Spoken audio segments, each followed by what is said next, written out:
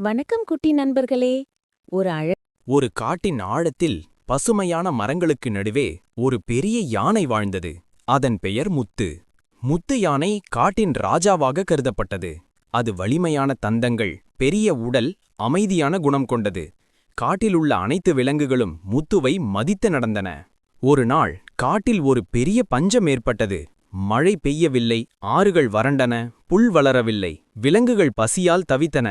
அப்போது முத்து யானை தன் கூட்டத்துடன் சேர்ந்து தொலைவிலுள்ள ஒரு பெரிய ஏரியை நோக்கி பயணித்தது.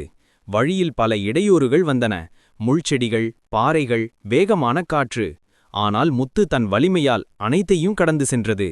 ஏரியை அடைந்ததும் முத்து முதலில் தண்ணீர் குடித்து தன் துதிக்கையால் தண்ணீரை தெளித்து மகிழ்ந்தது. பிறகு தன் கூட்டத்தினருக்கு வழிவிட்டது. சிறிய யானைகள், பெரிய யானைகள் அனைவரும் தாகம் தீர்த்து கொண்டனர். ஆனால் ஏரியின் அருகே ஒரு சிறிய நரி வாழ்ந்தது. அது பொறாமை கொண்டது. இந்த யானை எப்போதும் முதலில் எல்லாவற்றையும் அனுபவிக்கிறது, நாம் ஏன் பின்னால் நிற்க வேண்டும் என்று தன் நண்பர்களிடம் கூறியது. நரி ஒரு திட்டம் தீட்டியது. யானையின் பலவீனத்தை தேடியது.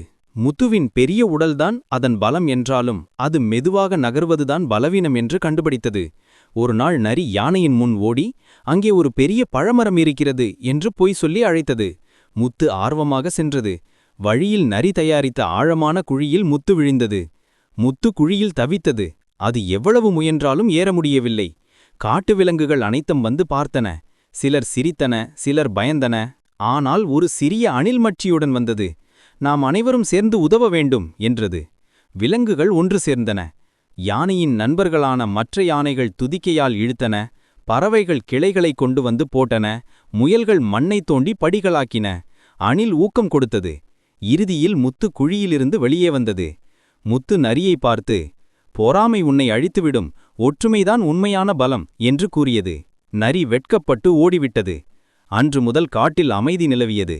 முத்து யானை அனைவருக்கும் உதவி செய்து பஞ்சத்தை எதிர்கொண்டு வெற்றி ஓகே குட்டி நண்பர்களே, அடுத்த கதையில் சந்திப்போம்.